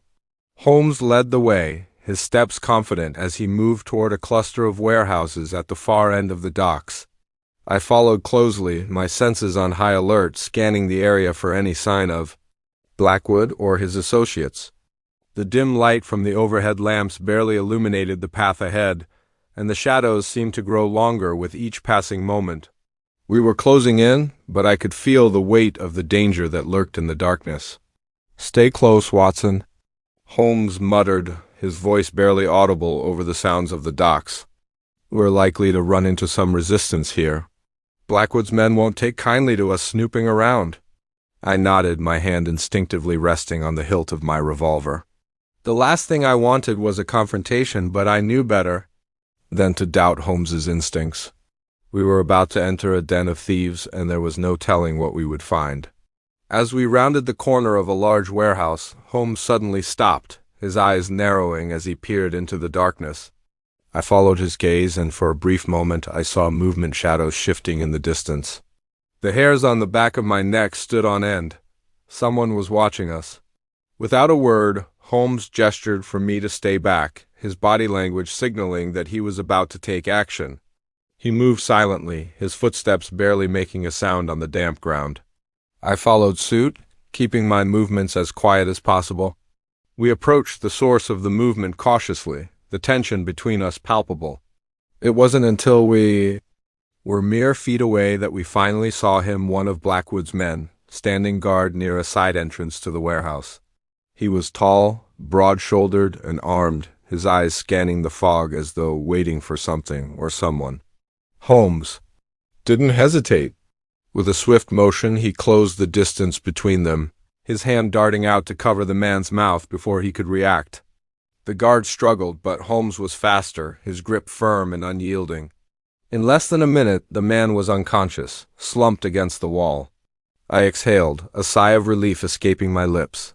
"That was close," I murmured. Holmes didn't respond immediately. Instead, he took a moment to inspect the man's pockets.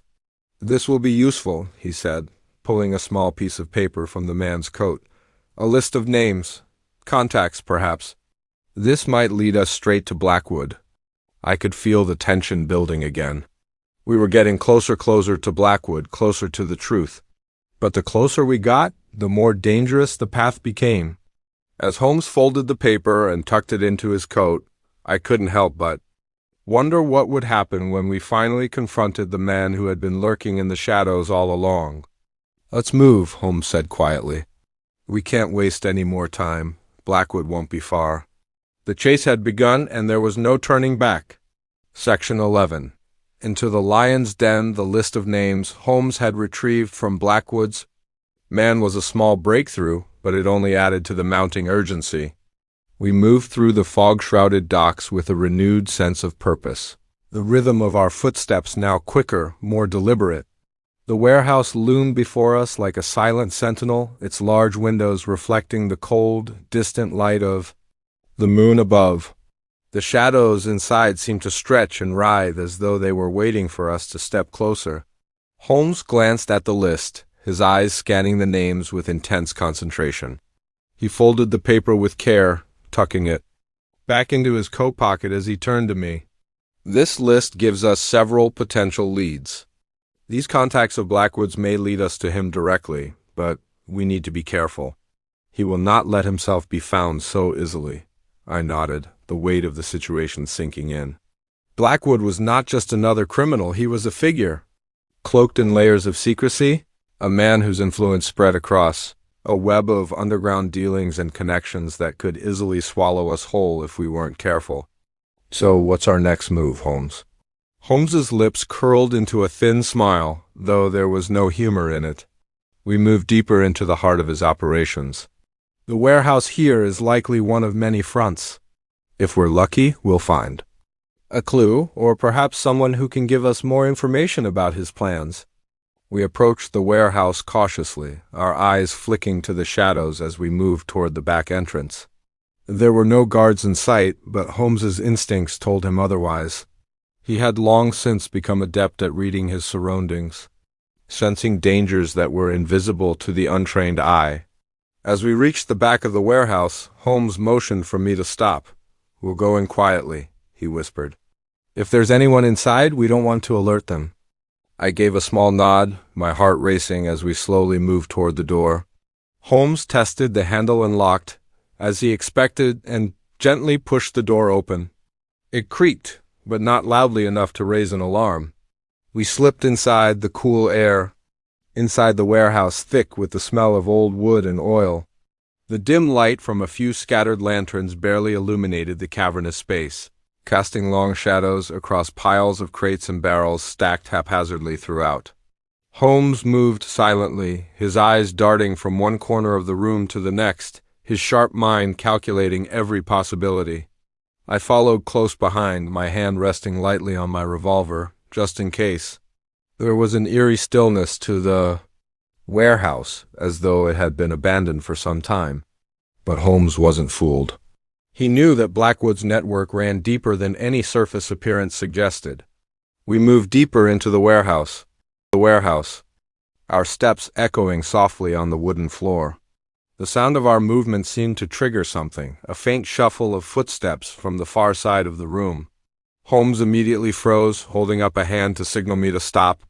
I watched as Holmes's gaze locked onto a shadowy figure emerging from the darkness.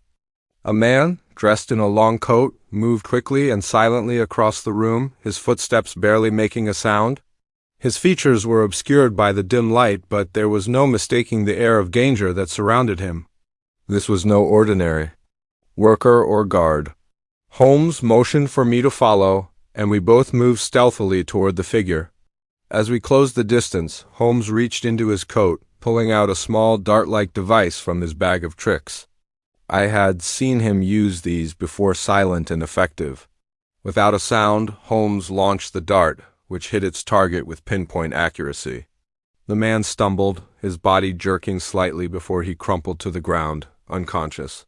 I stood over him, watching as Holmes knelt down to search his pockets, his fingers moving with quick, practiced precision.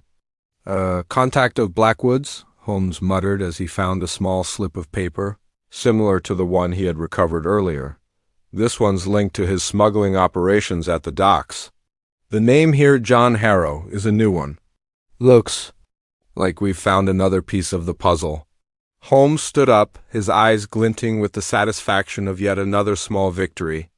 But I knew better than to believe this would be easy. Every step we took toward Blackwood seemed to lead us into a more tangled web of lies and danger. "We need to find out more about this Harrow," Holmes said, his voice low. He might know where Blackwood's hiding or what he's planning. Let's move before anyone notices the absence of their colleague. We quickly moved past the unconscious man, carefully navigating the cluttered warehouse. The layout was disorienting, and every turn felt like it could lead us into a trap. We kept to the shadows, silent as ghosts, knowing that if we were caught, our chances of catching Blackwood would be greatly diminished. Holmes stopped suddenly, his hand raised to signal me to halt. I froze, my senses on high alert. From the far side of the room, we could hear the distinct sound of voices, a muffled conversation that seemed to be coming from behind one of the rows of crates. Holmes's eyes locked onto me, his gaze conveying the urgency of the situation. "Stay close," he whispered. "We'll need to move quickly if we're going to learn anything useful." We crept forward, inching closer to the voices. As we rounded the corner, I could just make out two figures standing by a stack of crates. They were speaking in low tones, their words muffled by the distance, but the conversation was unmistakably about Blackwood. From what little I could hear, it sounded like they were discussing his latest plans that involved a shipment of goods being moved in the coming days. Holmes's sharp mind was already processing the information. He motioned for me to stay where I was while he crept closer to the conversation. I watched as he moved like a shadow, barely making a sound. His every step seemed calculated, his every movement deliberate. In moments like these, I marveled at his ability to blend into his surroundings and slip past even the most vigilant of guards. I stayed hidden behind a stack of crates, straining to hear the conversation. I could barely make out the words, but I was certain that the two men were discussing Blackwood's next move, and it seemed he was planning something big. Whatever he was involved in, it wasn't just small-time smuggling. It was something far more dangerous, something that could put us all at risk. Holmes's figure emerged from the shadows, a look of triumph in his eyes. He had learned what we needed. The men had unwittingly provided us with the final piece of information we needed. Blackwood was preparing for a major operation at the docks in 2 days. It would be our opportunity to catch him if we acted fast enough. "Time to go, Holmes," whispered, his voice filled with determination. "We have our lead. It's now or never, Watson." I nodded, my pulse quickening as we made our way back to the street. The fog seemed to grow denser as we emerged from the warehouse, but I knew that the storm was just beginning. The real challenge was ahead of us, the confrontation with Blackwood, the man who had killed for a secret buried in the past. But this time, Holmes had the upper hand, and we were going to bring him to justice. Section 12. The Edge of the Abyss. The night had thickened as we left the warehouse behind, the fog clinging to our coats and creeping along the cobblestones as though trying to swallow us whole. Holmes moved with the same quiet purpose, but there was an urgency in his steps that wasn't there before. We had the information we needed. Blackwood's next move was imminent, and if we were to catch him, we had to act quickly. "We'll need to be ready," Holmes muttered, more to himself than to me, his eyes scanning the streets around us. "Blackwood will be expecting us to make a move. He's too clever to fall for something simple." I nodded, keeping pace as best I could.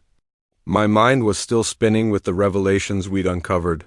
Blackwood was far more dangerous than I had anticipated. His network stretched across the docks, involving men like Harrow who were clearly entrenched in criminal activities far darker than simple smuggling. The documents we had found and the list of names led us to one undeniable conclusion. Blackwood was orchestrating something much larger than we had imagined. The stakes had been raised, and with them, the risk. "Where do we go from here?" I asked, breaking the silence that had settled between us. The weight of the situation hung in the air, and though I had seen Holmes face danger countless times, there was something different about this. Something more personal. "We need to prepare," Holmes replied. "Blackwood's operation is set to move soon, and we must be there to intercept it. But we cannot just storm in without knowing everything. We need eyes on the docks on Blackwood himself." I swallowed hard. "You mean stake out the docks?" Holmes's lips quirked in a half-smile, though it was more of a grimace than anything. "Precisely, Watson. We'll need to blend in. He won't suspect anything unless we're too obvious." The trick is to gather enough information so that when the time comes, we can strike without giving him the chance to flee. As we moved toward our next destination, I couldn't help but feel the weight of what Holmes was asking. I had accompanied him on many cases before, but never one where the stakes felt so high. We weren't just solving a murder. We were about to face off with a man who had ties to some of the most dangerous factions in London. A man who had already shown that he was willing to kill to protect his secrets. We reached the outskirts of the docks, the area now crawling with activity. Despite the late hour, the docks were alive with workers unloading goods, the sound of crates being shifted echoing through the air. Holmes led the way, his every movement deliberate, as though he were already one step ahead of everyone around him. We made our way toward a small, inconspicuous tavern on the edge of the docks, its windows dimly lit and its door slightly ajar. Holmes glanced at me, his expression unreadable. "We'll stay here for the night," Holmes said. "It's the perfect spot for us to observe without drawing attention. Blackwood's men are unlikely to look for us here." I followed him inside. The stale air of the tavern heavy with the smell of tobacco and something foul. A few figures sat hunched over their drinks, muttering quietly to one another. The atmosphere was thick, but Holmes had already slipped into the shadows, his keen eyes scanning every face. He was calculating, watching, waiting for the right moment. I sat down at a table near the back, trying to look inconspicuous while keeping a careful watch on the room. Holmes had already set his sights on a corner near the bar, his gaze flicking from one figure to the next. He wasn't just observing the patrons, he was studying them, looking for anyone who might be connected to Blackwood's operation. It was a game of patience now, waiting for the right person to show up, the right piece of information to fall into place. After what seemed like hours, a man entered the tavern, his presence immediately drawing the attention of the few who were still awake. He was tall, with a rough, hardened look that spoke of someone used to the darker side of life. His clothes were simple but well worn, and the look in his eyes was one of careful calculation, as if he were weighing every word before it left his mouth. Holmes's eyes narrowed. He stood up from his seat, his movements smooth and precise, and made his way toward the man. I followed at a distance, trying not to draw attention to ourselves. "Good evening," Holmes said, his voice low and casual as he approached the man. "You wouldn't happen to know anything about a shipment moving through these docks tomorrow night, would you?" The man looked up, his eyes scanning Holmes's face, assessing the situation. There was a brief pause before he responded, his tone guarded. "What's it to you?"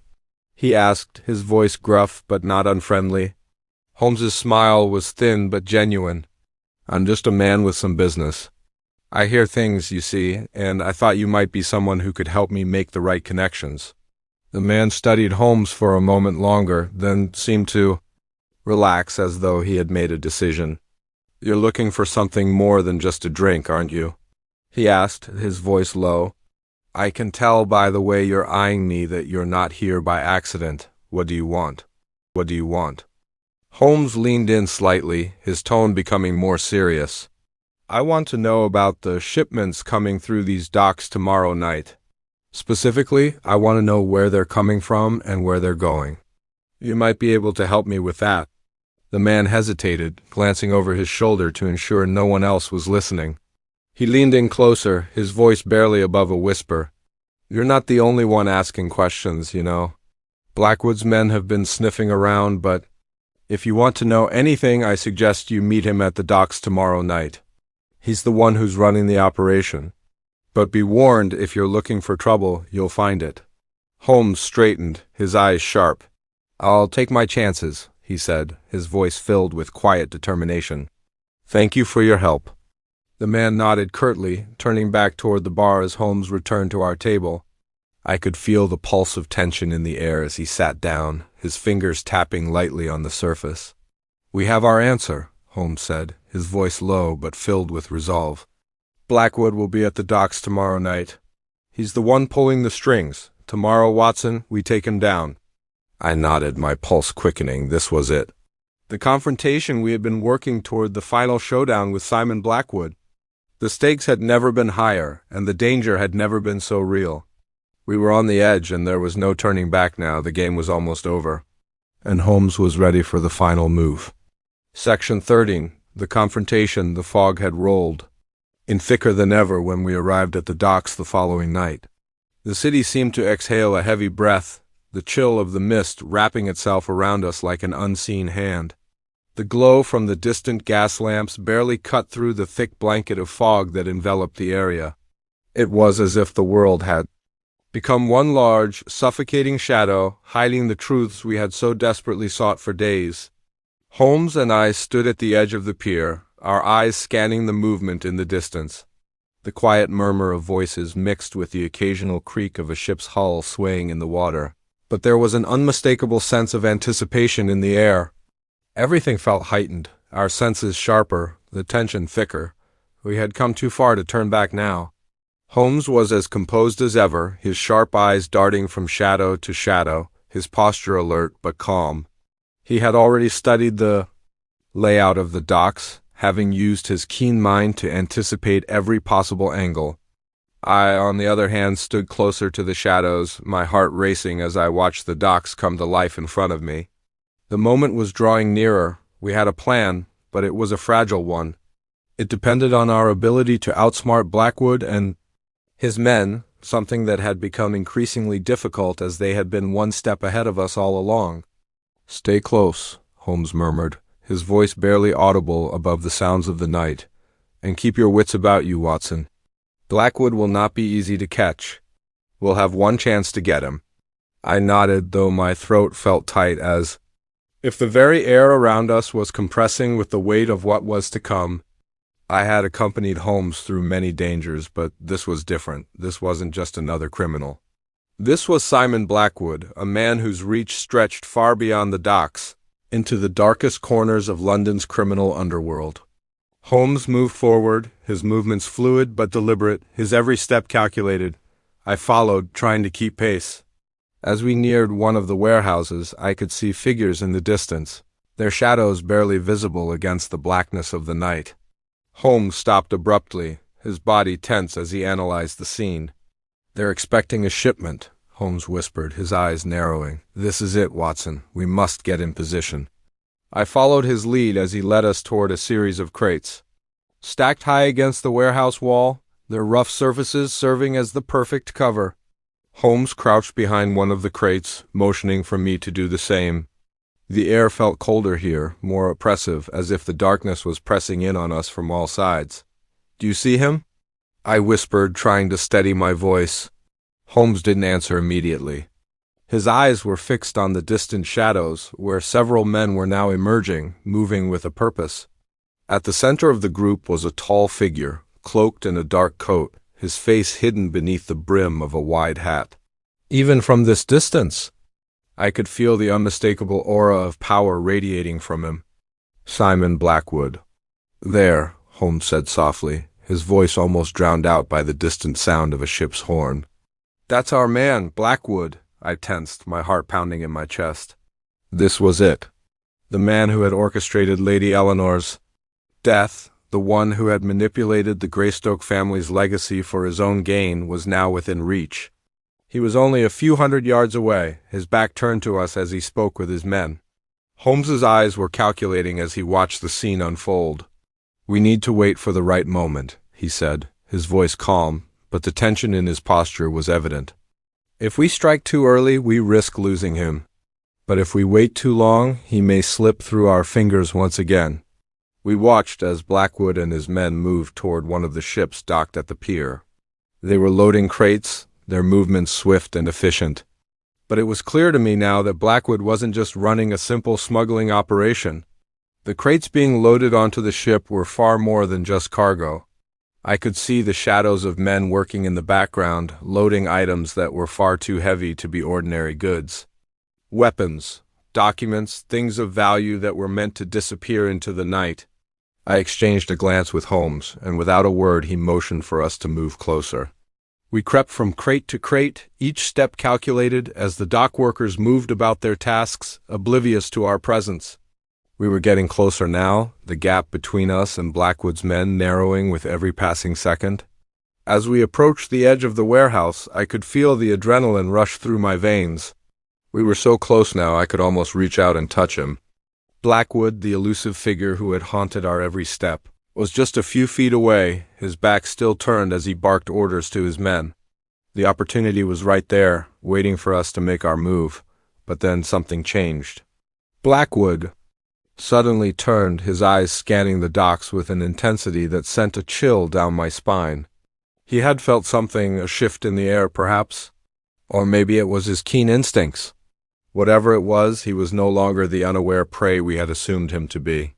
His gaze swept the area, and in that moment I knew he had detected us. "Move!"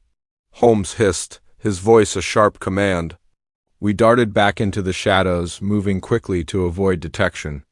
I could hear the rapid footsteps of Blackwood's men as they fanned out, searching for the intruders. My heart raced and I could feel the cold sweat forming on the back of my neck. The chase had begun. Holmes grabbed my arm and pulled me down behind a stack of crates. "We need to get to the edge of the docks," he whispered urgently. "We can't stay here much longer." "Blackwood will be ready for us?" I nodded, my mind whirling with the realization that we had been discovered. The plan was falling apart, and I wasn't sure how we could salvage it.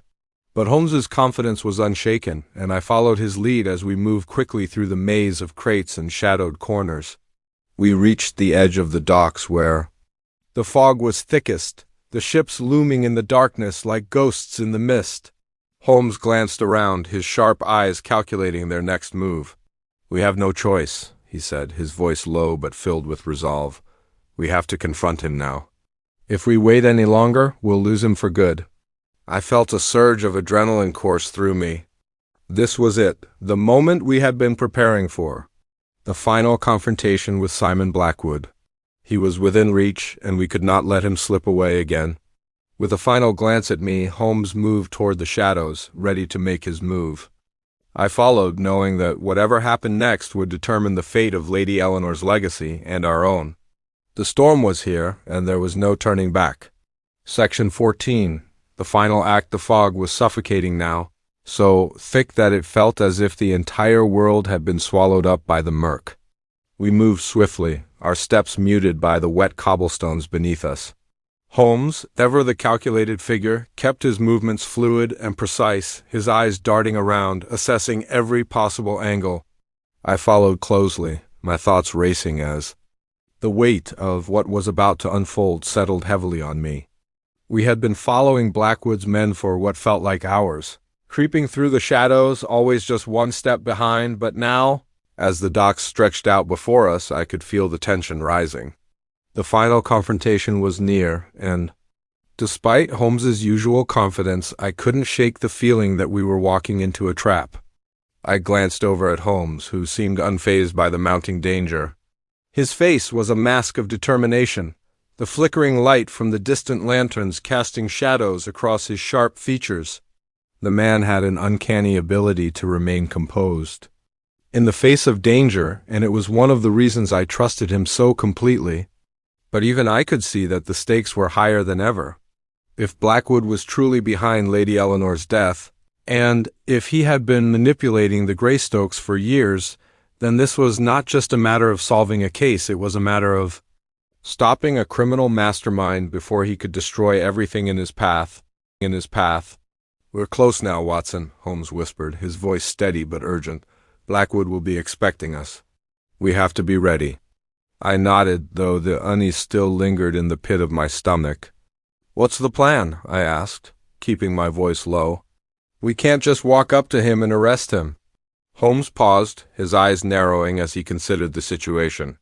"No," he said, his voice tinged with something I couldn't quite place, something darker, "but we can use the element of surprise. Blackwood is surrounded by his men, and he's too confident. He won't expect us to strike now. We'll catch him off guard." I swallowed hard. Holmes's plans had a way of being effective, but this felt different. We were no longer dealing with petty criminals or mere suspects. Blackwood was a force to be reckoned with, and the idea of confronting him in his own den of operations, surrounded by his allies, was a dangerous proposition. But I had no time to argue. Holmes was already moving, his figure a shadow in the fog as he crept toward the large warehouse that loomed ahead. I followed, my steps quickening as the realization hit me we were on the brink of something far more dangerous than we had anticipated. We reached the edge of the warehouse, where Holmes signaled for me to stop. We were hidden in the shadow of a stack of crates, and from here we could just make out the silhouettes of Blackwood's men moving in and out of the building. The low murmur of their voices was barely audible over the sound of the creaking. Ships in the distance. Holmes's eyes flicked to me, his expression grim but resolute. "We need to move quickly," he whispered. "Stay behind me and don't make a sound." I nodded, my heart pounding in my chest as we slipped toward the building.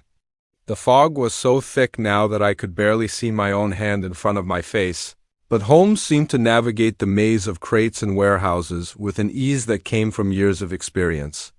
I trusted him completely, but even so, the sense of danger pressing in on us was impossible to ignore. We reached the back of the warehouse where a small door stood ajar, just wide enough for a man to slip through. Holmes glanced around once more before slipping inside, his movements swift and silent. I followed close behind, my hand brushing the cool metal of my revolver as we entered. The interior of the warehouse was even darker than the outside, the air thick with dust and the smell of salt water. We crept further into the building, our footsteps muffled by the wooden floors. It was eerily quiet, the only sounds the occasional groan of the ship's hulls shifting in the water. We moved toward the center of the building, where a large, dimly lit area stretched out before us. In the far corner, Blackwood's men were gathered around, speaking in hushed tones, their voices carrying faintly through the still air. Holmes held up a hand, signaling for me to stop. He motioned toward the men, his eyes sharp as he assessed the situation. We were too close now, the final confrontation was at hand. I could feel the tension building as we moved closer, the air thick with the promise of violence. The men were distracted, their attention focused on the crates being unloaded, but it wouldn't take much for them to notice us. Holmes's eyes flicked to me, and in that moment I saw the familiar spark of genius in his gaze. He had a plan, and it was one that required us to act quickly. "We'll take them out silently," Holmes whispered, his voice barely audible. "We'll deal with Blackwood after." I nodded, gripping my revolver tightly as I crouched low, waiting for Holmes's signal. His eyes never left the men, calculating the perfect moment to strike.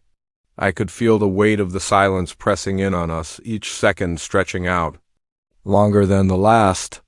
And then, just as one of the men turned to speak, Holmes moved. His figure darted forward, his movements a blur as he reached the closest man and subdued him in a swift, practiced motion. The man let out a sharp gasp, but Holmes had already covered his mouth, his grip like iron as he brought him to the ground. I followed suit, my own movements quick and efficient.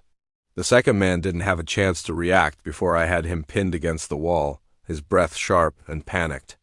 I wasn't gentle, but I didn't need to be. The message was clear. We weren't here for games. Holmes dispatched the third man with the same speed and precision. In moments, the four men who had been guarding the area were incapacitated, their bodies lying motionless on the floor. The silence that followed was deafening, and I could hear my own breathing heavy and fast as I stood over them, watching for any signs of movement. "Good work, Watson," Holmes said quietly, his eyes scanning the room. "Now we find Blackwood."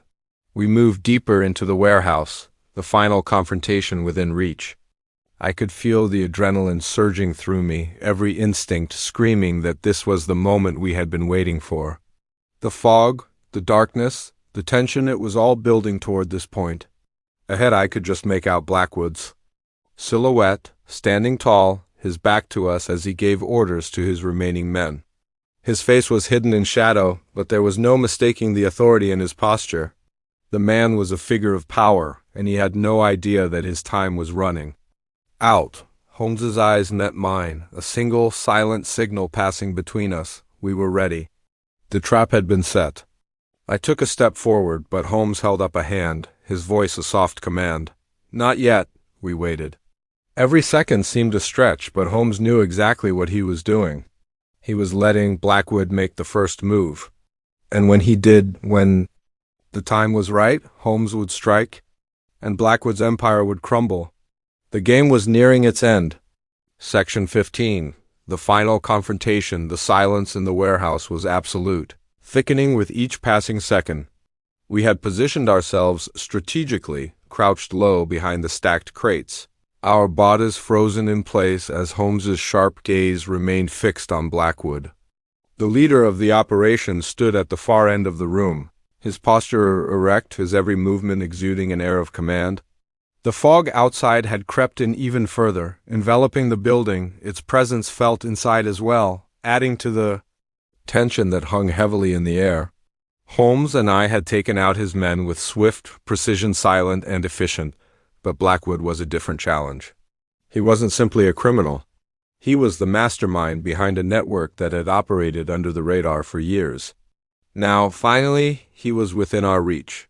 But I could see the wheels turning in Holmes's mind, calculating every detail, waiting for the precise moment to strike. We had one chance, and Holmes wasn't about to waste it. "Stay low," Holmes whispered, his voice barely audible over the creaking wood of the warehouse floor. His hand rested lightly on my arm, a signal to stay still. I nodded, my heart hammering in my chest. The fear I felt wasn't new. This was a dangerous man we were up against, and I knew that confronting him meant walking into a lion's den. But with Holmes's guidance, I trusted we could prevail. The only question was how far Blackwood would go to protect his empire. The men who had been guarding the perimeter were now unconscious, hidden in the shadows, but Blackwood was not so. Easily taken? His back remained to us, his hands resting casually on the railing as he surveyed the busy docks outside. He spoke to his men, two remaining figures, who were still busy with crates and barrels, distracting them with orders that kept them from noticing the storm about to hit them. I watched Holmes, his eyes narrowing, assessing the best course of action. He moved like a shadow, fluid and purposeful, every step calculated. I felt the urgency growing, a sense that if we waited any longer, the chance would slip through our fingers. It was then that Blackwood turned. His eyes swept the room, and for a moment I thought we'd been discovered. But there was no change in his demeanor. He seemed completely unaware of our presence, his gaze simply gliding over the area in a distracted manner. The moment was now. Holmes motioned for me to follow, and without a sound, we both rose from behind the crates, silently moving toward Blackwood. My breath was shallow, each footfall deliberate as we closed the gap between us and our target. The fog in the warehouse seemed to part, as if it too was waiting for what was to come. Suddenly Holmes moved, his body springing into action with the speed of a predator. Blackwood, for all his intelligence, never saw it coming. Holmes's hands gripped his shoulders with expert precision, spinning him around to face us. The shock on Blackwood's face was immediate, and in that split second his calm demeanor shattered. "Holmes," Blackwood said, his voice laced with both surprise and contempt. "I should have known it would be you. Always one step ahead, aren't you?" Holmes's eyes gleamed with the satisfaction of finally cornering the man who had eluded us for so long. "You're finished, Blackwood," Holmes said coolly, his voice unwavering. "The game is up. Your empire is crumbling and there's nowhere left for you to hide?" Blackwood's eyes flicked to the men still working in the distance, his mind calculating. "You think you've won? This is just a small part of something much bigger, Holmes. You've only scratched the surface." His words were like a challenge, a taunt meant to provoke us, but they only solidified what we already knew. Blackwood had been playing a much larger game, one that had cost Eleanor her life and threatened to destroy everything in its path. But now his empire was crumbling. "You've been involved in far more than simple smuggling, Blackwood." Holmes continued, his voice growing more intense. "You've manipulated families, killed without remorse, and hidden behind layers of lies. Your web of deception has finally unraveled. There's nowhere left to run." The air between us crackled with tension as Blackwood's face darkened. He stepped back, his hand instinctively reaching for the gun tucked into his belt, but Holmes was faster. In a single fluid motion, Holmes's hand shot out, pinning Blackwood's wrist to the wall. "I wouldn't do that if I were you," Holmes said coldly, his grip unyielding. "You'll find yourself without an ally soon enough." Your connections, your empire are gone. Blackwood snarled, but there was an unmistakable fear in his eyes now, a recognition that he had underestimated Holmes's resolve. You're not the only one with power, Holmes, he spat, his words dripping with venom. You've no idea what I've built. Holmes leaned in, his voice a sharp whisper. I know exactly what you've built, Blackwood, and I've watched it crumble under its own weight. With one final push, Holmes twisted Blackwood's arm, forcing him to his knees. It was over. Blackwood's power, his influence, it had all come crashing down in a single, decisive moment. I stood back, watching as Holmes methodically secured Blackwood, making sure he wouldn't escape. The truth had come out, the pieces of the puzzle finally falling into place.